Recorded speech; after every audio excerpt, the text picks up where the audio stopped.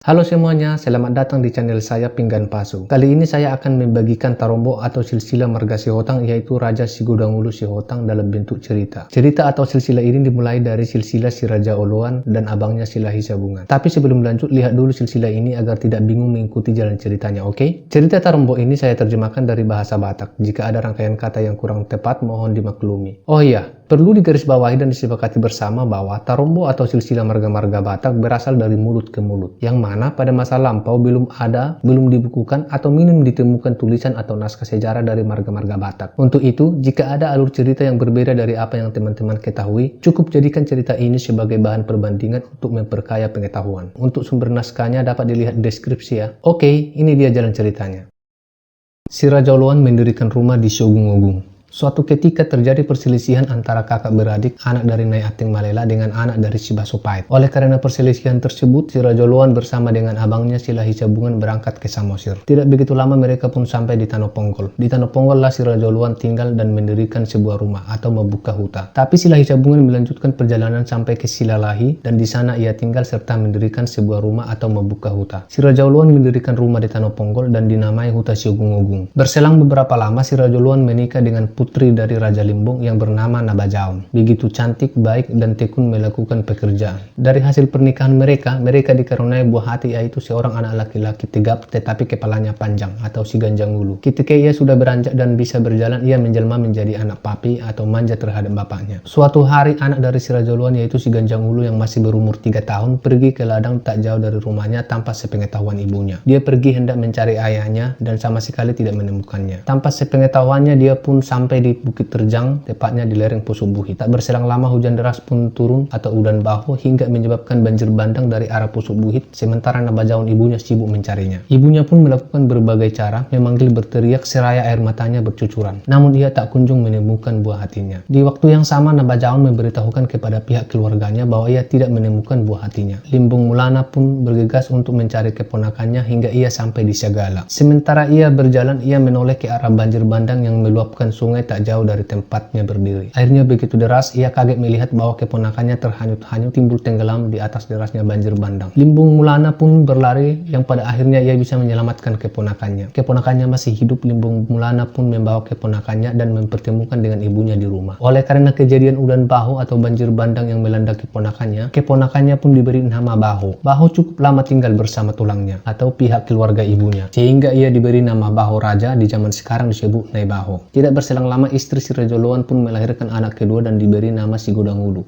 Karena memang kepalanya besar dan banyak benjolan-benjolan, ia pun memiliki bibir yang tebal. Ketika ia berumur 1 tahun 6 bulan, ibunya Nabajaon Boru Limbong pun meninggal. Akibatnya, keluh kesah selalu menghantui si Raja Oloan di setiap hari yang ia jalani. Belum lagi ia harus membesarkan sendiri anaknya Sigudangulu yang masih bayi. Kemanapun si Raja Oloan pergi, dia selalu menggendongnya. Ke ladang, ke pengembalaan, ke tempat pemancingan, dan ke tempat berburu.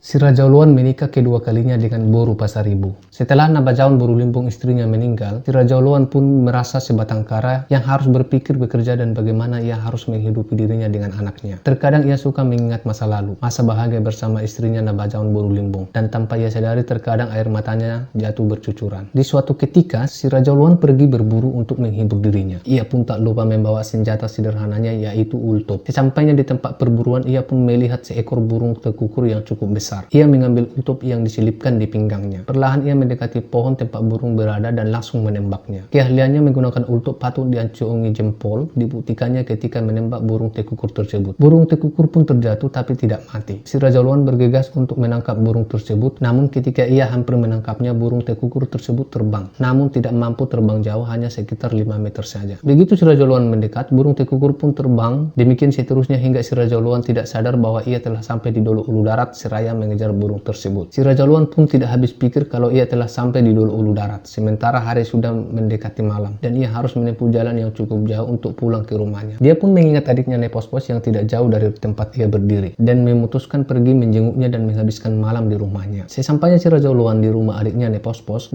pun begitu senang karena mendapati abangnya berada di balik pintu rumahnya. Setelah makan malam berakhir, Nepospos pun menceritakan bahwa ada seorang anak gadis cantik dan baik bernama Tiurlan Boru Pasaribu dan dan Nyai Pos-Pos pun banyak bercerita tentang Tirulan Buru Pasaribu. Si Raja Uluan pun tertarik dan ingin mempersunting Tirulan Buru Pasaribu sebagai istrinya. Hari selanjutnya tanpa mengulur-ulur waktu, si Raja Uluan pun berusaha agar Tirulan Buru Pasaribu mau menjadi pendamping hidupnya. Tidak menunggu lama, Buru Pasaribu pun takluk terhadap rayuan si Raja Uluan dan bersedia dipersunting sebagai istri si Raja Uluan. Si Raja Uluan pun sangat bersyukur karena ia tidak sendiri lagi membesarkan kedua anaknya, yaitu Nyai Baho dan si Gudang Wulu. Setelah si Raja Uluan resmi menikah dengan Tirulan Buru Pasaribu, mereka pun pindah ke seberang sungai dan dinamai Hutan Naga Bean. Setelah rumahnya rampung dibangun, si Raja Uluan pun menjemput anaknya si Gudang Wulu dari Huta Siogung-Ogung. Tetapi anaknya si Baho tinggal bersama tulangnya, pihak keluarga ibu Marga Limbong di Limbong. Sama seperti yang diceritakan adiknya Nyai Pos-Pos, Buru Pasaribu istri si Raja Uluan berperilaku baik dan pintar. Ia menekuni semua pekerjaannya. Si Gudang Wulu pun dia anggap seperti anaknya sendiri dan mencintainya sepenuh hati dan tidak berperilaku sebagai ibu tiri yang kejam seperti biasanya di zaman itu. Tidak heran sehingga Buru Pasaribu disebut sebagai Nyai si Gudang Wulu atau ibu dari si Gudang Wulu. Dia pun membantu suaminya si Raja Uluan mencapai harta lebih dari cukup sehingga tidak lama kemudian si Raja Uluan pun menjadi raja di Hutan Naga Bean. Kehidupan rumah tangga si Raja Uluan dan istrinya Tirulan Buru Pasaribu begitu baik dan akur, saling mencintai, saling menghargai dan saling mengasihi. Oleh karenanya nama si Raja Uluan terkenal dan harum di mata masyarakat di Hutan Naga Bean dan sekitarnya.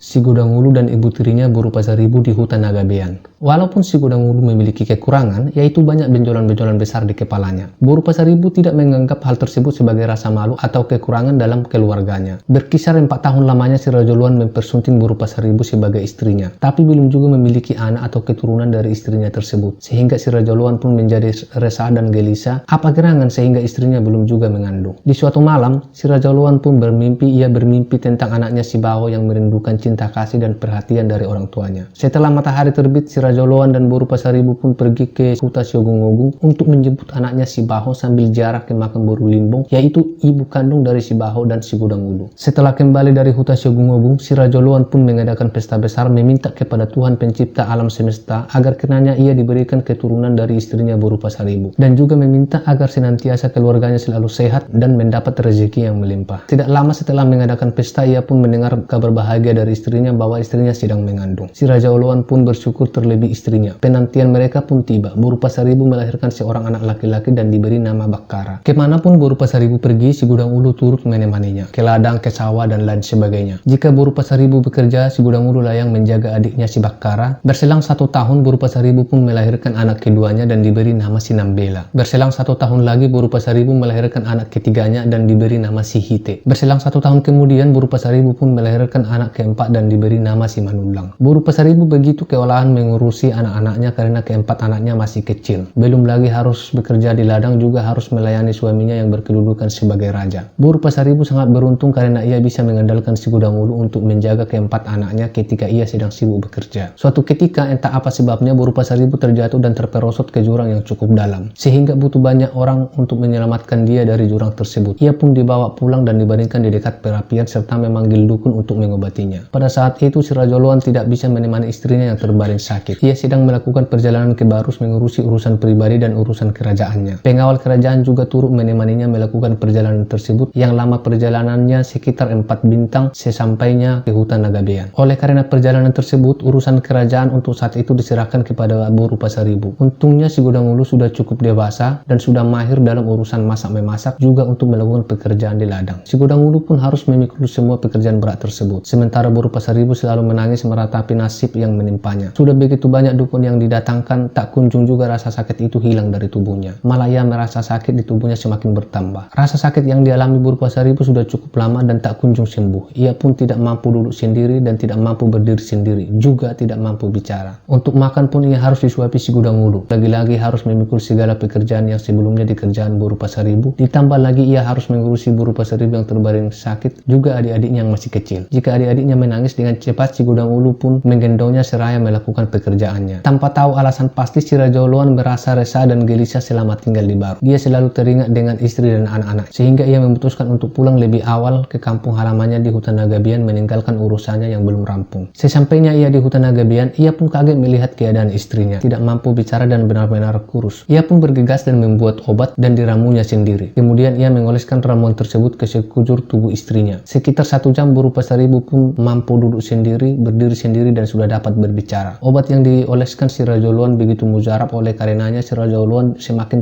dikenal oleh seluruh masyarakat yang mendiami hutan Nagabian serta daerah sekitarnya, dan beritanya tersiar ke daerah-daerah lain. Buru Pasaribu pun sangat bersyukur karena sakit yang dideritanya selama ini telah pergi dan ia pun pulih kembali serta sudah dapat melakukan pekerjaan seperti biasanya. Sila Hisabungan menjenguk adiknya si Raja Luan di hutan Nagabean.